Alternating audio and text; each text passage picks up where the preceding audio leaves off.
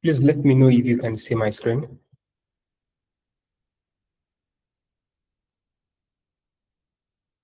Oh, beautiful. Good evening, everyone. Let me start properly. My name is Abdulramon Elegushi, and before we proceed to talk about customer retention, I'd like to ask a very quick question, and I want everyone here to be very honest with me. First question I want to ask is, have you downloaded an app recently? I mean, a very interesting app that you really loved at the point of downloading. But then after a few use, you stop using the app entirely. If you have had this experience, can you signify with a thumbs up? You've downloaded an app, you found it very interesting, and then after a few use, you stop using it entirely. Beautiful. Another question I'd like to ask before we go in is, how many of you here have signed up for a newsletter? A newsletter you find very exciting. I mean, it probably have the most beautiful and magnificent lead magnet you've ever seen. But then after receiving a few emails, you send subsequent emails to the junk mail or sometimes to the promotion mailbox. How many of us have had this experience before?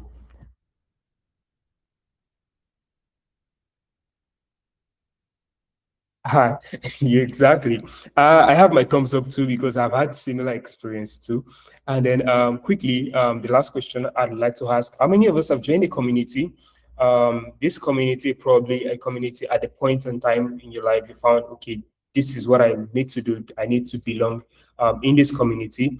But then after joining the community, you just forgot it exists entirely. You introduced yourself. You joined the community, introduced yourself, but after a few days, you just forgot it exists. The community exists entirely. How many of us had such similar experiences too?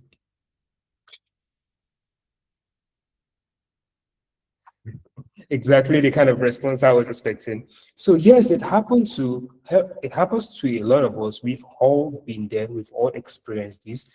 And then what's exciting and what's it's exciting about this is that the founders of this, the companies behind these apps, the companies behind this newsletter, and the company behind this community are probably sitting somewhere in a meeting wondering, how do they acquire new users and not realizing that the existing users who are on the platform, who have the app downloaded, who are signed up for the newsletter, and who are in the community are quietly escaping through the back door.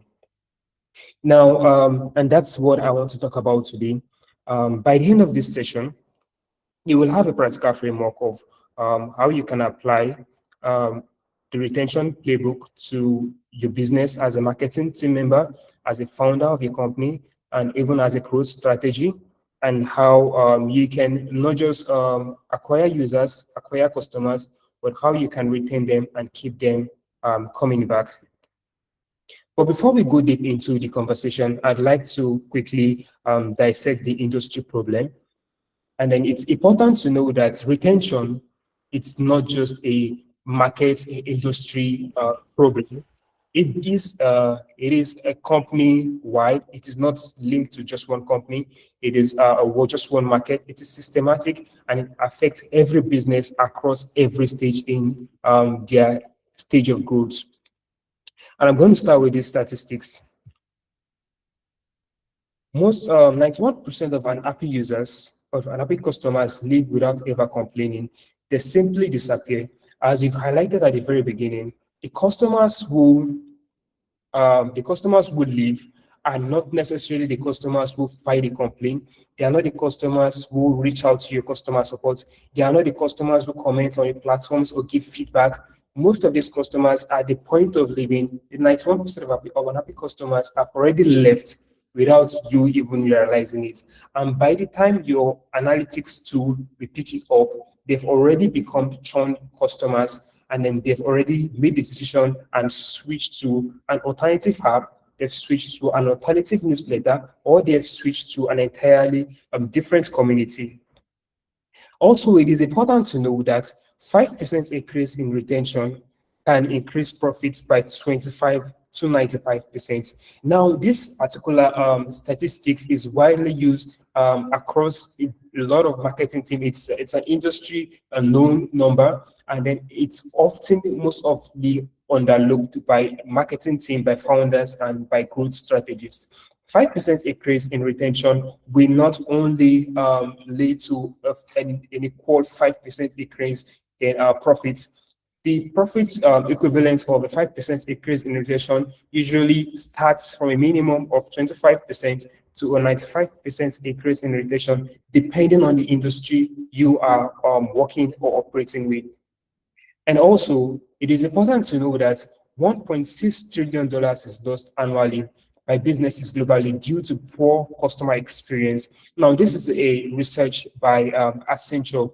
It is, as I said earlier, the earlier part of dissecting the industry problem is the fact that retention itself is not just an issue that the issue with retention is not akin to just one department. It's not just for the marketer. It affects every stakeholder in the business. But then before you proceed into talking more about retention, it is very important as individuals, as founders, and as growth strategists to understand the baseline. You want to know how you can calculate your retention, because the first action everyone in this room should know is to be able to calculate what the monthly churn rate is, retention rate is, and what your customer lifetime value is. To quickly talk, I'll be talking more about this in subsequent slide, but to give a brief explanation, the churn rate is the rate at which users stop interacting with your platform. It is the exact opposite of your retention rate. So as business owners, as business stakeholders, marketing professionals, you want to understand what your monthly churn rate is. You want to understand what your retention rate is. You want to know at which rate are you retaining your existing customers, and at which rate are they leaving your organization or stop using your products. And then also it is equally important that we understand at the very beginning that it is important for you to understand what your customer lifetime value is. So if you, the first action you can start taking from say next week is, or this week is, calculate what percentage of a customer from 12 months ago are still with you today. That will serve as a base for you to know what your current standing is in your rate of retention. Now let's move to the decision on the table. Your business is making a strategic choice right now. Either you know it or not, and then even if you pay attention to it or you don't pay attention to it. But before I go into the implication of the decision your business is making, if you pay attention to it or if you don't pay attention to it, I want to share a quick exercise that everyone should participate in. So the exercise is, if you have 10 million naira, where does it go as a business? Where will you put this 10 million naira? Will you put it in option A? Will you acquire 1,000 new customers every month forever? Or will you keep 20% more of the customers you have or you already have? Which option will you go? You can leave your response in the chat, A or B. If you're for team A, you can have A in the chat, and if you're at for team B, you can have B in the chat also.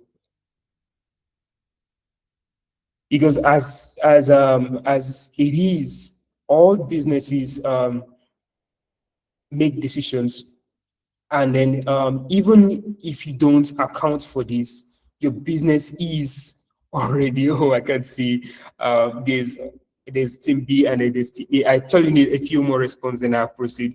So you want to know, I want to know what option will you do? Will you acquire 1,000 new customer every month forever, or will you keep 20% more of the customer you already have? If you have to make a decision with 10 million naira today. Maybe just one more response to break the tie, and then I'll proceed.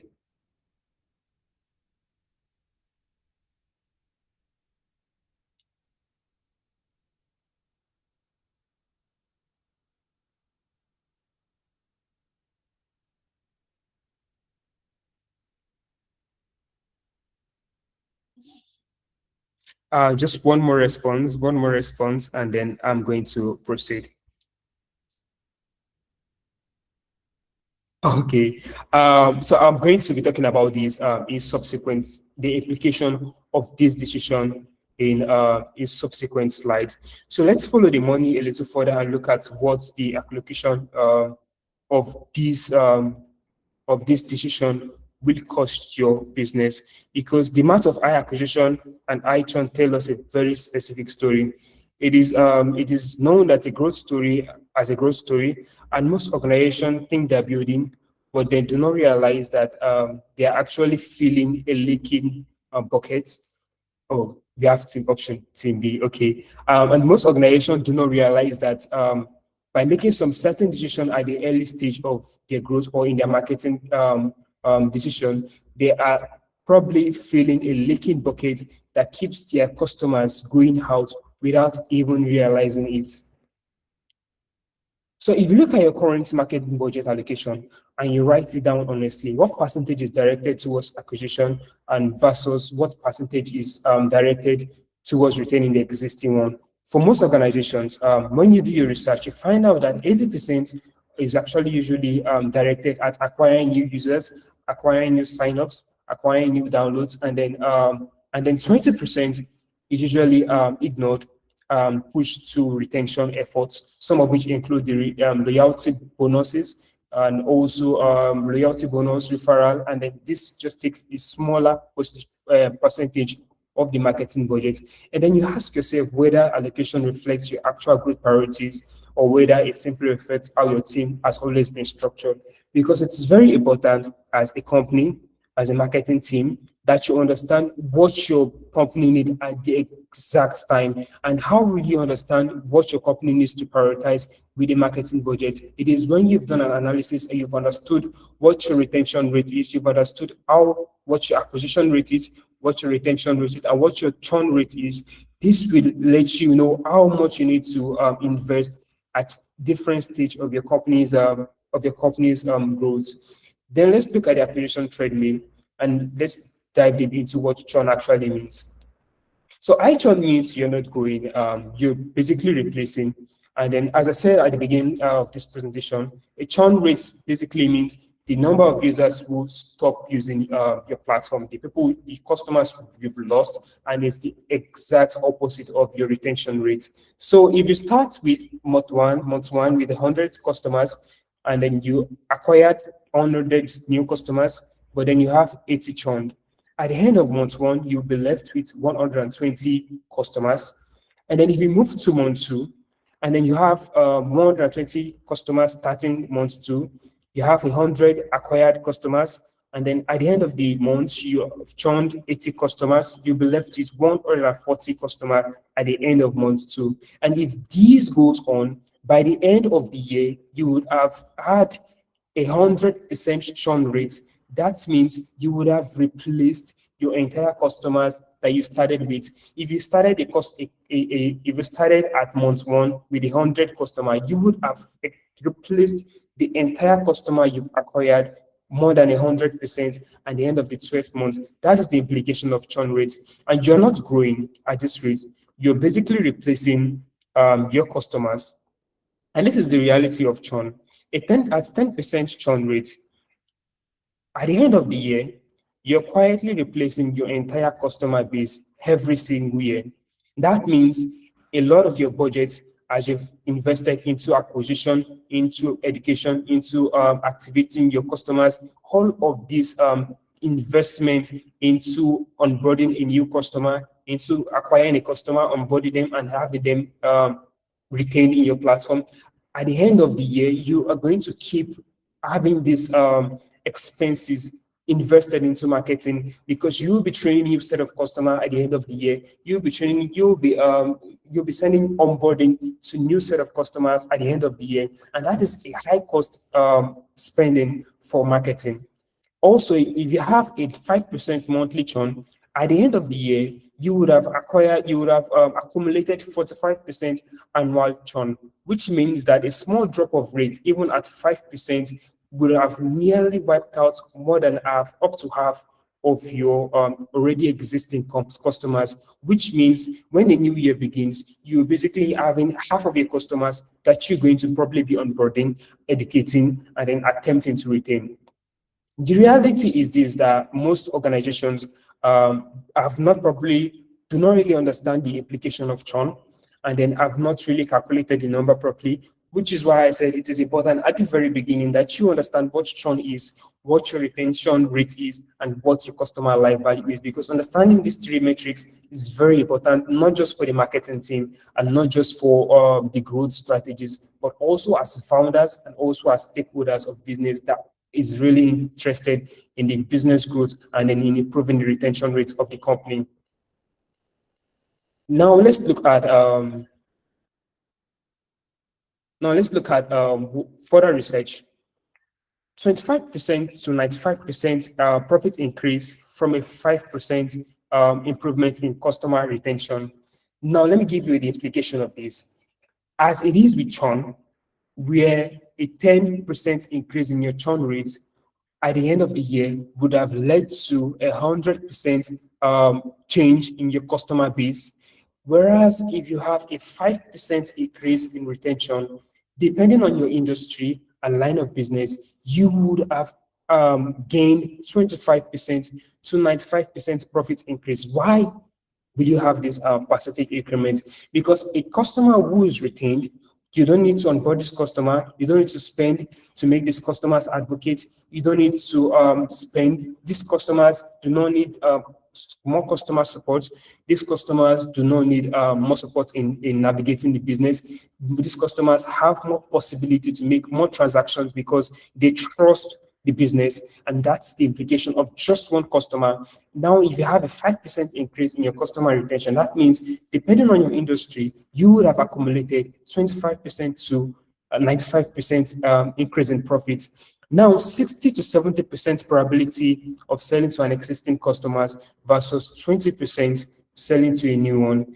And also, as I said, a customer who is already retained, you have 60 to 70% chance of selling to these customers, to the existing customers, because you do not need to gain their trust anymore. This trust has been gained, the bridge has been broken. These customers do not need further support, may not necessarily need further education before making a transaction. That increases the chance of them taking on more transaction, and then also 67% more spendings from loyal customers compared to new ones.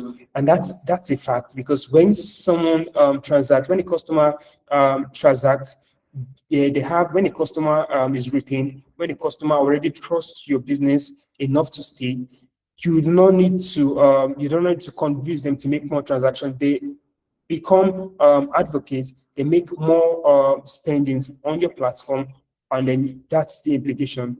And then also, retention is not a customer service metric. It is a growth strategy, and then it is not a concern that should be limited to just a marketing department of a company. Retention is a combination of efforts from products.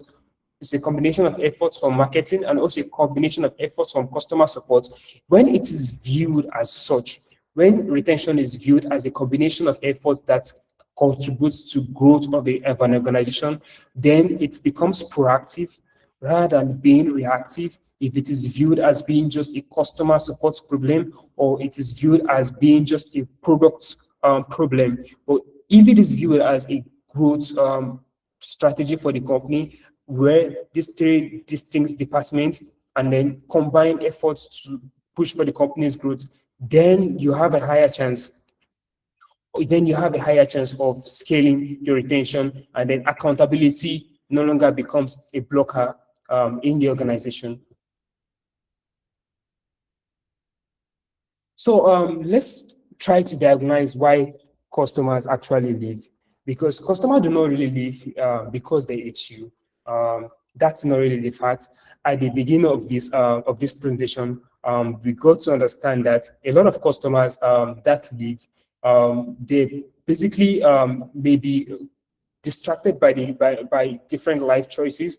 They may just simply have forgotten you. So they don't really have to hate you to leave you. And then most of the customers that have actually made that decision to leave you. You may not necessarily get these statistics from your dashboard, from your analytics, because by the time the decision has been made, by the time this customer switches to a different app, switches to a different newsletter, or switches to a different community, you will be left with just the statistics that you probably use to acquire the next customers. So let's now understand why customers really leave. The first reason is invisibility. They forgot you existed.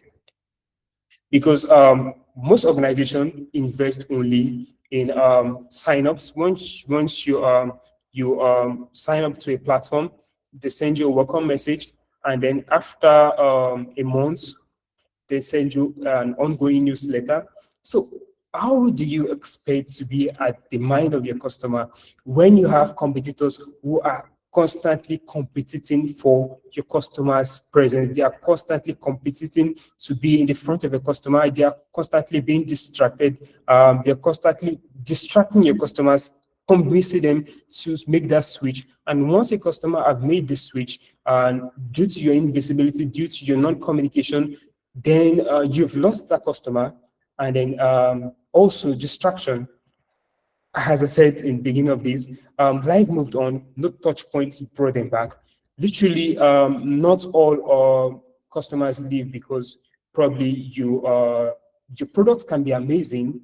You can have the most exciting, amazing products ever, but then when you do not position yourself to be at different touch points of your customers, of your customer interactions with your products, if you do not position yourself to be there, these alternative competitors will compete for this presence, will acquire these customers, and then if there are no touch points to bring them back, if when a customer sign up, you do not onboard them, you do not make conscious efforts to educate them, to engage them, to keep them retained into your platform, this distraction will make this customer leave you. And also an unrealized value. So it is very important as marketing professionals, as growth strategists, to understand that you want to know at which point your customer got value from your brand from the point of sign up. So if when a customer signed up for your platform, registered to your program, and then from the point of registration and to the point where they're supposed to get value, if there is no clear communication, if there is no proper guidance, and then this customer did not realize the value at which they wanted to explore your product in the first instance, then they will leave the product and switch to an alternative platforms that allow them reach their value. Because when a meaningful value outcome is not reached with your product, a customer will switch to a product that provides this value to them. Also, experience gap is the reason why customers leave, because when your onboarding confuses the customer, they are more likely to leave. When you focus on the wrong metrics, when you focus on the wrong communication method for during your onboarding, this mostly confuses the customer and it kills retention even before loyalty can be formed. So you want to understand that it is very important to know, as I said, from sign up, you want to map out and understand what value you want your customer to get at the end with your products. What is the first meaningful value, which is the activation for your brand? You want to understand what is the first meaningful value that a customer can get from your products. Once you've identified that, whatever your onboarding is will be directed at ensuring that that is achieved within the first few days or moments a customer sign up into your platform. You want to ensure that this customer gets this value within that time frame that they should have gotten this meaningful outcome. And then when your onboarding confuses them, when the customer sign up and there's no communication, and then you spam promotion messages, this kills retention even before loyalty can be formed.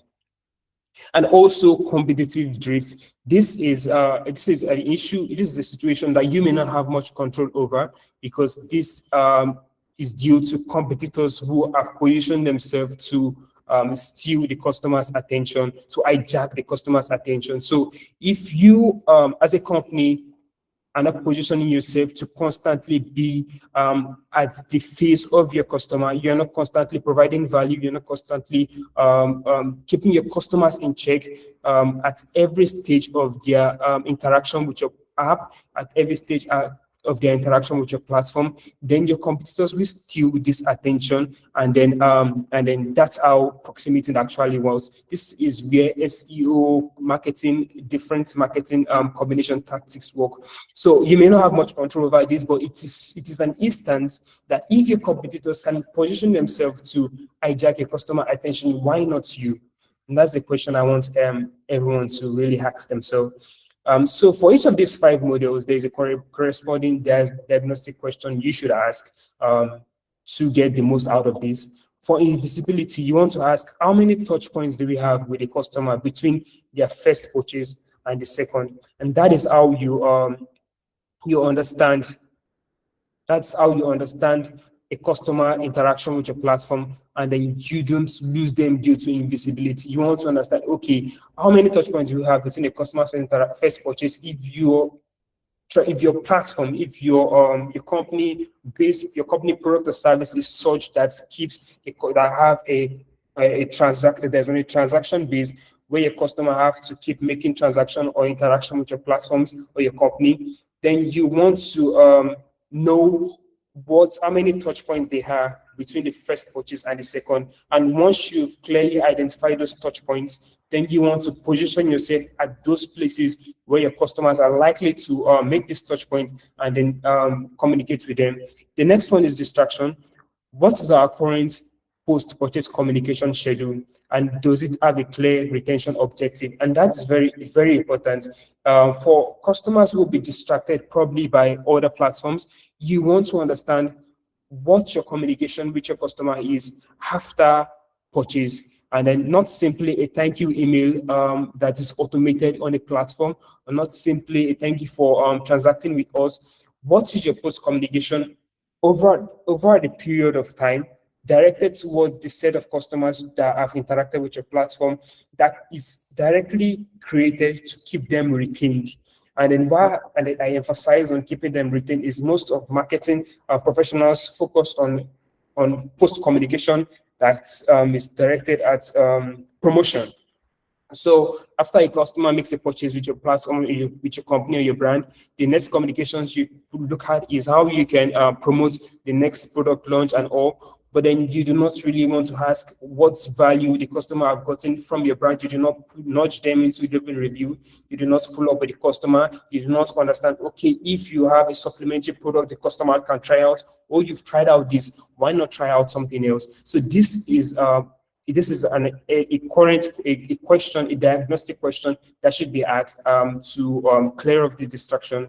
Also, for unrealized value, can we name the single moments of first meaningful outcome, and do we know how long it currently takes to reach it? As I think I said this at the very beginning of this particular slide presentation, that you want to understand what the single moment of first meaningful outcome is. If your company is a kind of one where a customer have to make a purchase, it's the purchase itself the first meaningful outcome? Is the sign up your first meaningful outcome? It depends on your industry. You want to understand, and you want to clearly map out at the very beginning what the first meaningful outcome a customer will take with your platform or your company is. And once you've understood that, you want to now know how long does it currently take to reach it. For some organizations, for some companies, it takes 7 days. And if it takes 7 days, this is a wide window for you to continuously reach out to your customer at each relevant touch point until they've gotten value. For some platform, it's hours. For some company, it takes hours or for the customer to make decision. And if it is if it's short time, then you really want to position to ensure that within that period, the customer experienced value with your company. Also, there's experience gap. You really want to ask, when did the last review when did we last review our onboarding request from the customer perspective rather than internal process perspective?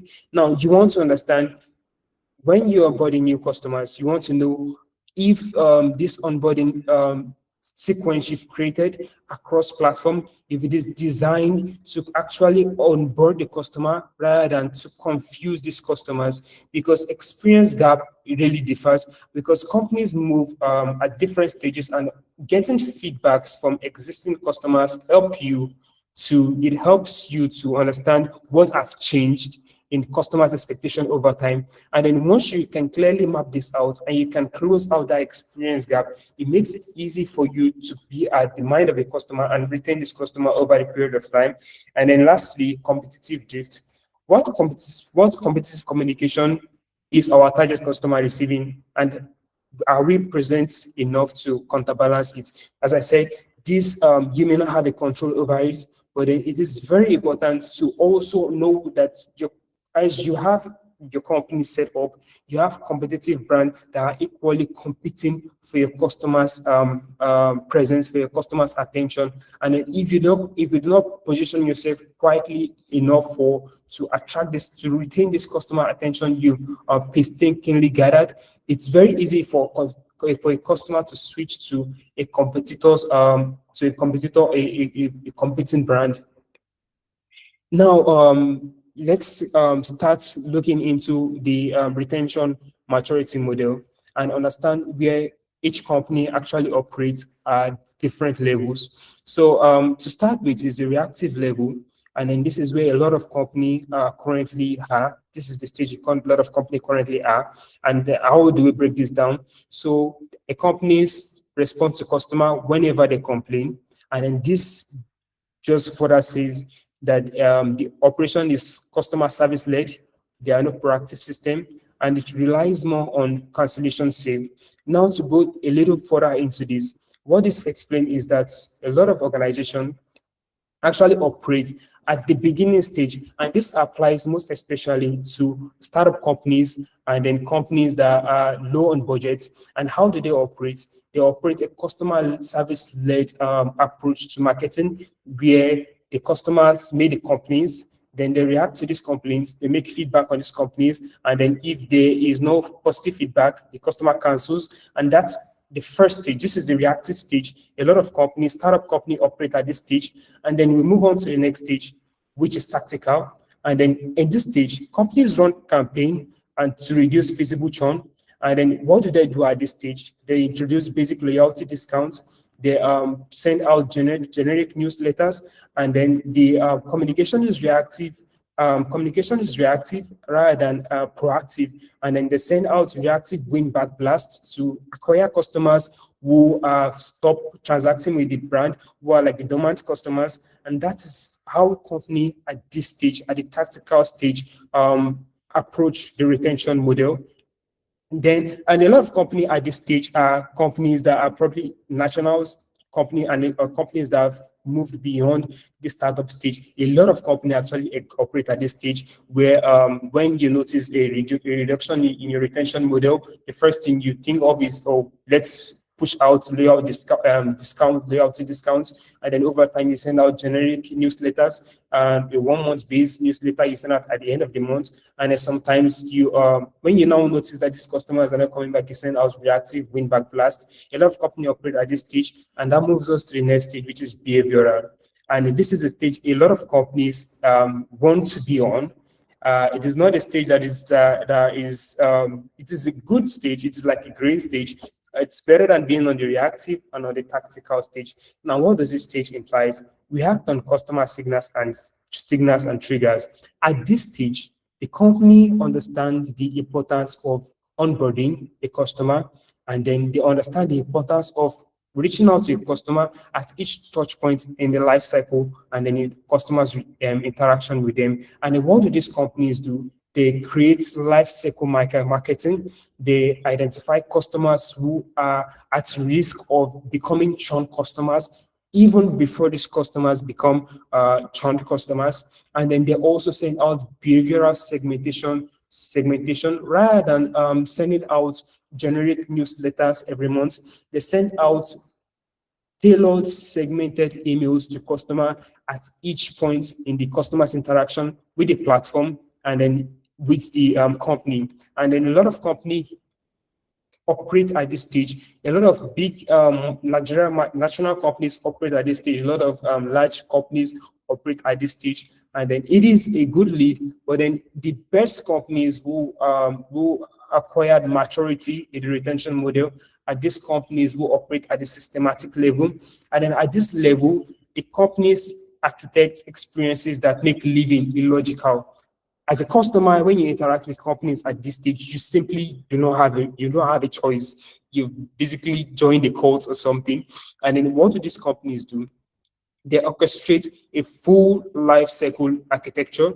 They set up predictive churn modeling such that becoming a churn customer becomes almost impossible. And then also they introduce community and belonging program where you basically align to the community, where you probably must have become an advocate without even realizing it. And this is where a lot of companies who have reached the retention maturity level operates. And then, as I said at the beginning, most brands operate on reactive and tactical. And then the brands who are really getting it are operating on the behavioral level, and brands who have acquired maturity operate at the systematic level. Now, let's quickly look at the brands that do not operate at this at the first three level, but have really acquired maturity in the retention model. The first, we're going to look at Netflix.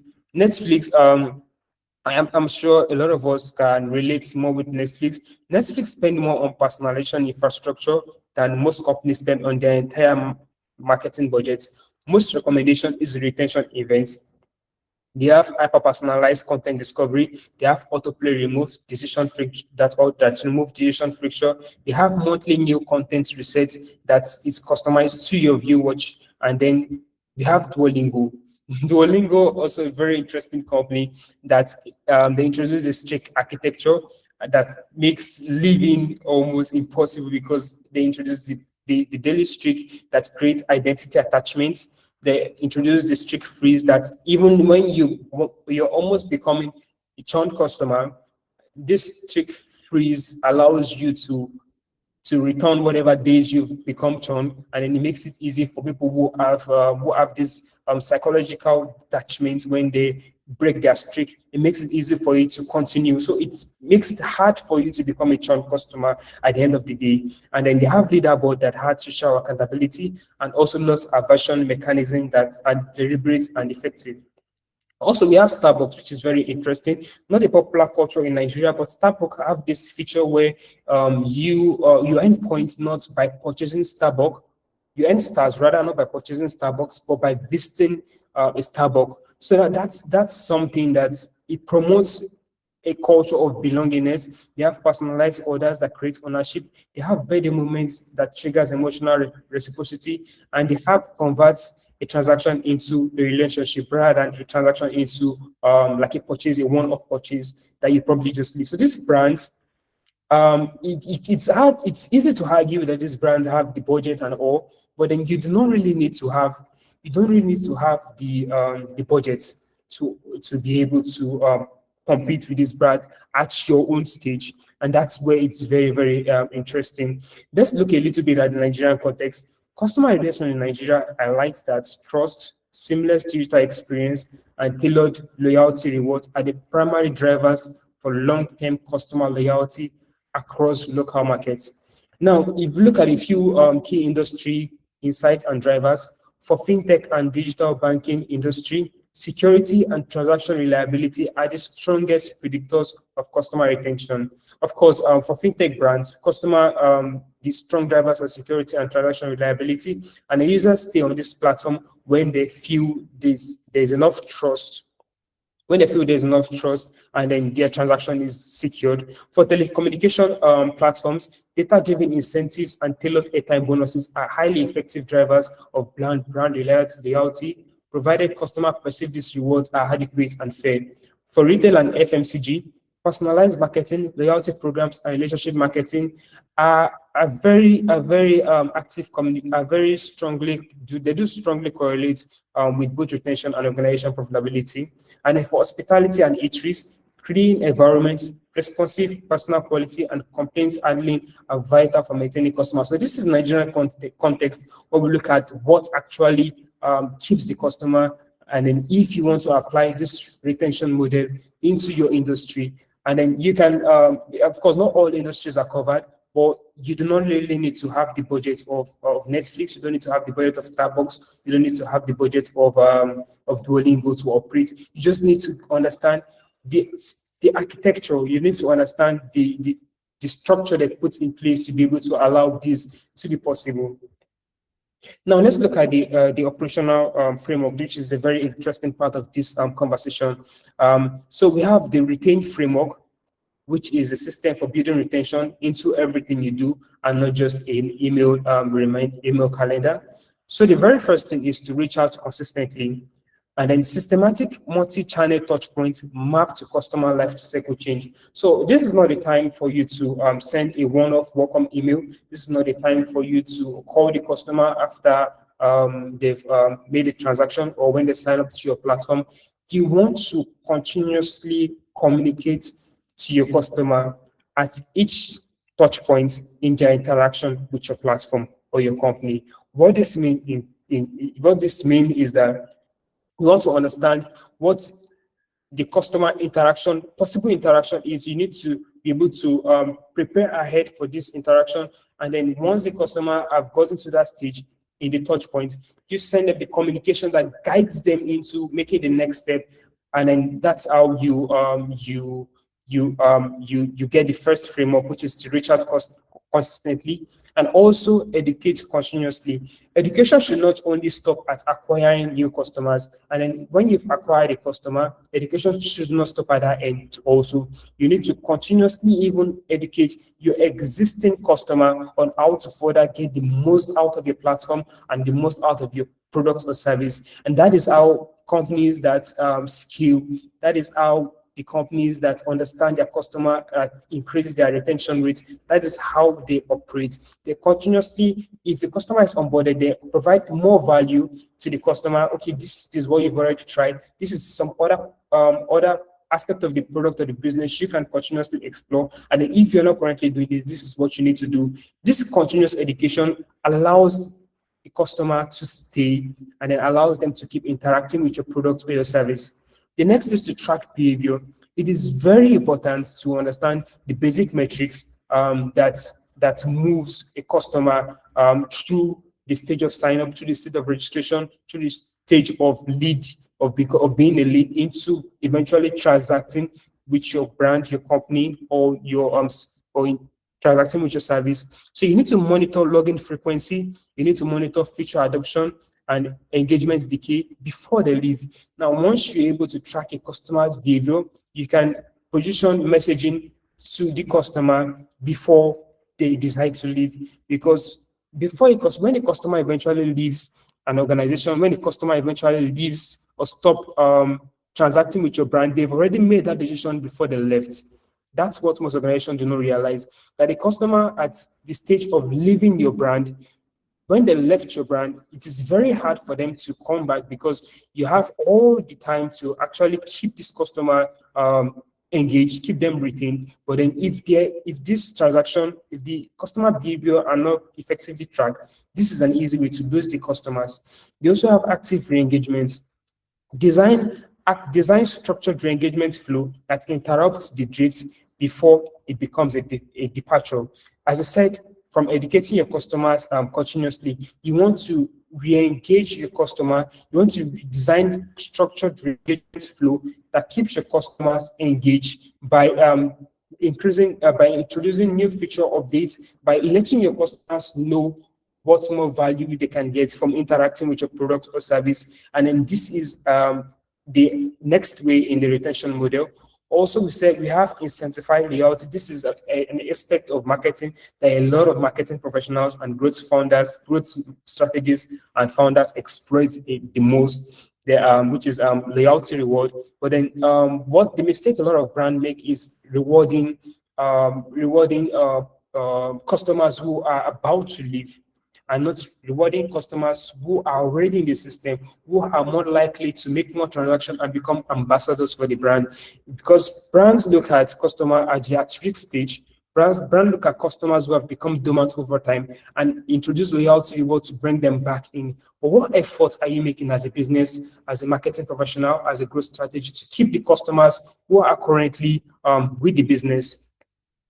Then the last part of the framework, which is the end, nurture community, build spaces where customer exchange values with each other, belonging outlast discount, and that is a fact. So I'm not talking about creating a Slack community, a WhatsApp community, and blasting promotional messaging to this community. It's beyond that. Nurturing community goes beyond creating this community, creating these communities across this platform. You can nurture community in different ways. Allow the customers to interact with each other. Build a community where your customers can share experiences interacting with the brand. A few options that a brand can explore is you can invite your top tier customers. The top tiers customers, I'll invite them to like a gathering. Brands do this, Bybit does it, and then have them share their experience with your brand. You can get feedback from this, which you can use to further improve your brand, your products. And with this community you created by opening your Slack community, opening your Telegram community, WhatsApp community for these customers to interact and network, you're allowing them become ambassadors who can further push your products without having to invest in a marketing budget. Now, the goal is not to purchase. The goal is lifetime, and that's why we're having this conversation today. You do not simply want a customer to purchase from you once. You want to acquire the right customer. You want to activate. You want to engage this customer. You want to retain them, and at the end of it, which is beyond the retention stage, you want to make them advocates. You want to turn them into your invisible system where they will push the company's products without you having to spend, and this has the highest lifetime value. Acquisition, which most of marketing team invest in, is actually the lowest COV giving metric in this lifecycle mapping. So you want to ensure that whatever you're doing, you're not focusing on acquisition and activation, which is the first and second stage. Activation is very good, but you don't want to simply stop at acquiring the customer. You don't want to allow the customer, once the customer has experienced the first meaningful outcome, which is the purchase, and then depend on what service you have to offer. Once the customer has experienced this value, you do not want them to stop there. You want to keep them engaged. You want to build a habits loop. You want to retain these customers. You want to make staying the easy choice, and then you want to turn them into your invisible system. Then let me quickly talk about the 5 stages and then how you can identify the gap within your organization. So for the acquisition stage, you want to understand, does your acquisition strategy select for customers who match your highest retention profile?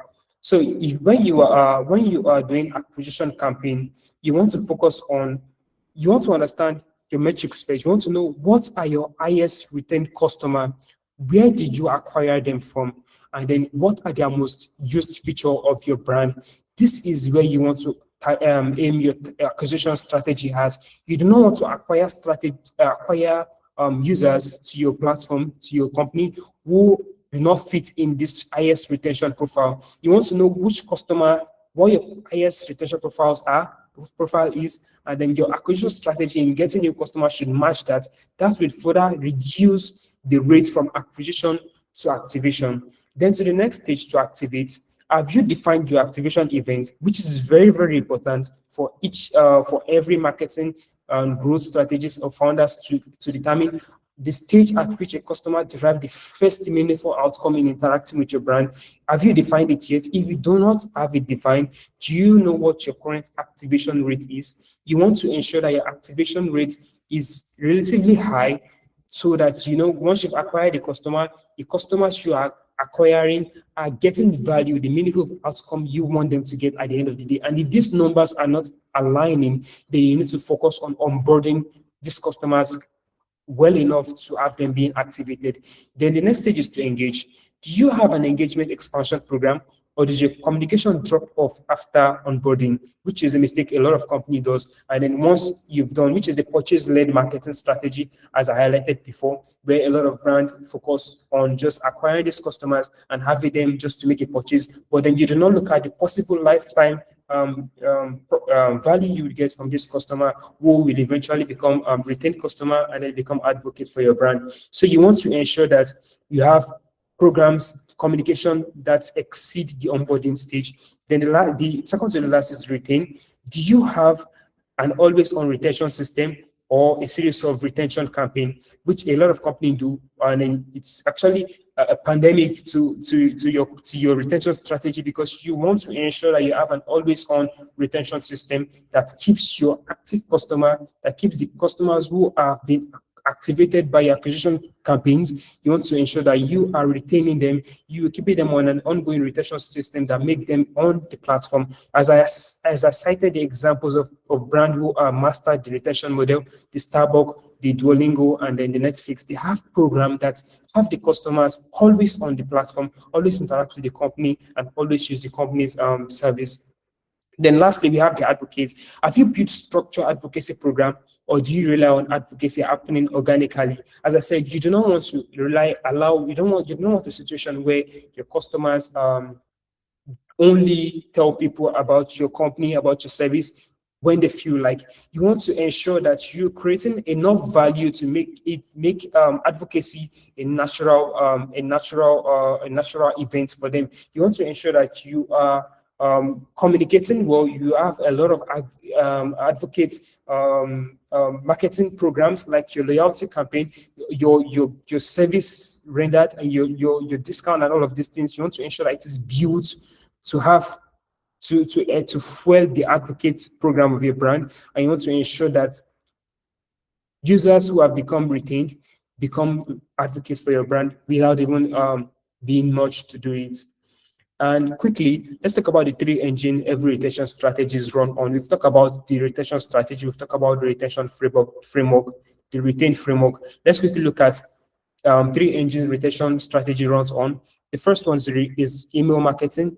Email marketing remains the highest ROI retention channel, and then it's almost low cost or no cost retention channel, aside from the amount your company pays for hosting this platform. And then onboarding sequence, the drive activation, and not just welcome. You want to ensure that your onboarding sequence for onboarding your customer from acquisition to activation does not only welcome your customers, but it pushes them into achieving the first meaningful outcome you want them to achieve by interacting with your platform.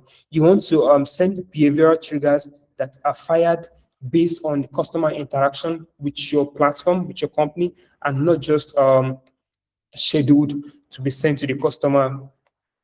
Also, you want to ensure that your engagement flows for the users who have gone silent. You want to ensure that you're constantly re-engaging the customers who are likely to go silent or who have gone silent. And also, you want to share milestone emails that that acknowledge and reinforce loyalty. That's on email marketing. Quickly, let's look at content strategy, which is also a very important engine that retention run on. Content after the sale is where retention is built or lost. Education that expands the customer sense of value. As I said during the presentation, you want to ensure that your content strategy do not only acquire your user, but it also continuously educates them. It also continuously highlights areas where they are probably not getting the most value from your brand, and then make this aspect known to these customers so they can take more transaction with your brand. You want to ensure that you're showing thought leadership that makes you relevant to your customers, and you also want to format your reward program such that you are focusing on your customers who are retained and not just focusing a bulk of your retention program at customers who are likely who are already lost, because you want to ensure that you're investing more in keeping your customer than investing and than losing this customer and now having to invest more in acquiring them back. And also community architecture, which is very important. People don't churn from brands they feel they belong to, and that's the truth. When people feel a sense of belonging to a platform. They really they feel that sense of belongingness, and then they want to grow with the community. There's the peer-to-peer value exchange that reduces dependency on the brand. You don't necessarily have to contact support. You have the peer-to-peer. You have other users who give you enough trust. There's user-generated insights that creates network effects and loyalty. There are ambassador programs that convert top customers into growing assets. And there's also community that gives customer a reason to return beyond just buying the products. So these three engines are very important for the retention strategy. Once you've built a retention strategy, you want to ensure that these are part of the engines that keeps them running. And also, if you cannot measure it, you cannot defend it. I said at the very beginning, knowing your retention rate is very important. The percentage of customers retained over a period of time. You want to understand what your retention rate is. You want to understand what your churn rate is, which is the percentage of customers you've lost in a period of time. You want to understand your repeat transaction rate, how often the customer transact with you. You want to understand your customer lifetime value. You want to ensure that a lot of your campaigns are targeted at customers with the highest to build customers that will have the highest lifetime value with your brand. And you also ensure that your referral rate is increasing through advocacy. Advocacy is one of the best ways to improve your referral rate without having to invest into acquisition efforts. And then customers acquired through referral rates have the lowest cost in onboarding, and that's a fact because they may not necessarily need to go through the onboarding stage, and then they've already bypassed the trust stage because they have someone with experience from your brand who will basically onboard them and have them stay. They have the highest possibility to have more transaction with your brand. So you want to ensure that your advocacy program is pushing forward to increasing your referral rates and making your customers become ambassador. And so instead of you looking at how you can get more customers, you should really ask this question: why aren't your current customers staying? And then once you've gotten that answer, you will know once you have understood why your current customers aren't staying, you would have understood what problems needs to be fixed, what area of marketing you need to focus on, and how you can basically get more customers to become retained over time. Because customers don't become loyal because they've bought from you once. They become loyal because every transaction gives them a reason to come back. And then before I leave, I want to share for action. You can start immediately after this presentation. I want you to fix the leaky bucket before you fill it faster. And what this does imply is that I want you to look through, you want to know what your retention, like I said at the very beginning of this presentation, you want to understand what your retention rate is. You want to understand what your current churn rate is. You want to understand what your customer lifetime value is. You want to understand at which point is it that you are losing your customer from acquisition, from activation, from retention, before they become eventually retained customers. And then once you've gotten to that stage where a lot of your customers are retained, you want to know how you can move these retained customers into an advocacy stage where they become ambassador for your brand. And also you want to map your full customer life cycle across 5 stages. You want to know when a customer signs up.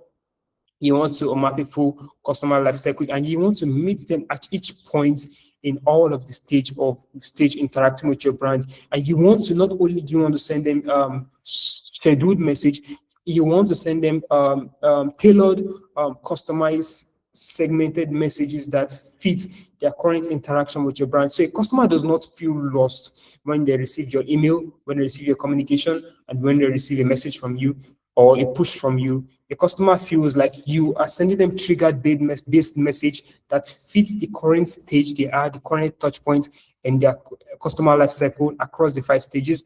And then you want to apply the retained framework to one segment this quarter. You can just pick a segment you want to apply it on, then apply it in this quarter, and then also define one retention metric and make it visible to your team. With that, thank you so much, everyone. It's been a good one. And then I'd like to know if you have any questions.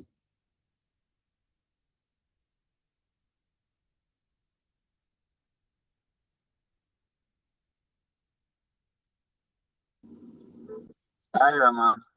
Thank you so much. It was amazing. You have any questions, please? Okay, we have someone. Please you can unmute and ask your question.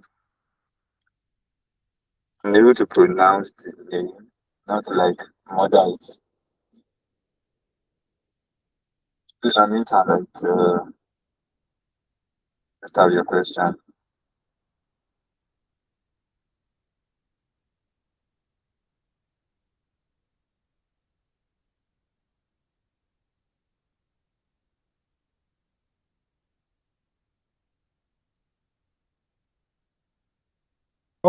I get the question. She said, can these principles work for a small brand?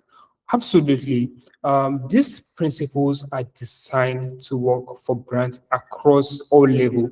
And I began this presentation by saying that this retention problem is not a problem that's fixed to a particular company. It's not a problem that's fixed to the big companies, to the small company. It's not an industry-based problem. It is a company, country, worldwide problem. And then the companies that are making the most, that are having the customers retained over time, are the companies who understand these metrics to track, are the companies who are positioning themselves well enough to not only acquire the users, not only acquire users, but also to activate them, allow the users make the first meaningful outcome. It's very simple if broken down.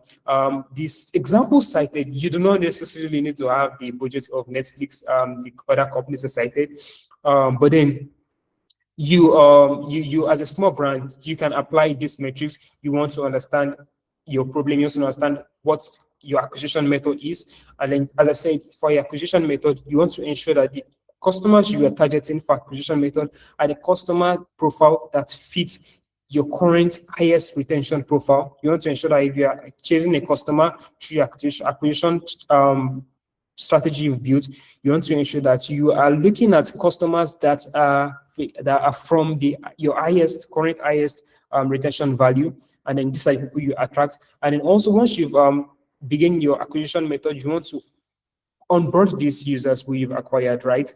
You want to onboard them through continuous communication. You do not really necessarily need to segment them for a beginner brand, which is why I mapped out the 4 different instances. I'm sure a beginner brand will probably fall in the first 2 stage, but then you want to onboard these customers to the point of first meaningful transaction with your brand, or when they've gotten the first meaningful value from your brand. And once you've onboarded them and they've gotten the first meaningful value, if you have this different touch point the customer needs to do before they become activated to become a first meaningful user, you need to create tailored communication that will meet the customers at each touch point. Now, once that is done and the customers are activated, you want to ensure that you are continuously giving these customers value. You're continuously educating them. Find a customer made the first purchase. How do this customer keep making more purchases? And then these customers who make more purchases, if you keep making acquisition post on your profile, if you keep making more acquisition campaign, you need to also, as you're making acquisition campaign, you also focus on retention campaign. You need to also focus on educating your existing customers, which you've acquired, right? Which I'm on the third stage currently. You want to continuously educate them on how they can get more value from what the services you offer. And then once you've educating them and these customers become retained, and then you're tracking your metrics across all stages, the next thing you want to do is to ensure that these customers become advocates. And it's as simple as that. And how do these customers become advocates? You have the loyalty programs, you have the referral programs, you have the discount programs. This is tailored for small businesses, right? And then all of this combined together from the beginning to the end. So as it is for a small business, just for small businesses, you may not necessarily need to look into analytics tools. You don't necessarily need to invest in email automation. You do not necessarily need to pay for a lot of these social listening or tracking tools, but then you can make these steps. You can track the step manually. You can, for instance, to get your retention rate, you can get to get your retention, you can get the total number of users who you have from let's say last year, this month, last year, total number of customers that interacted with your customer this month, last year, and then get total number of customers that have interacted with your brand this month, this year. Now extract the exact number of customers you've had from the very beginning that are still with you today. That's the number of retained customers you've had. That's how much of a customer you've retained over the years. If your company has only been operating for 6 months, fine. Get the total number of customers you've had at the beginning of the month where you launched and the total number of customers you have, and then look into this data since it's a small business and see how many of those customers you started with are still with you.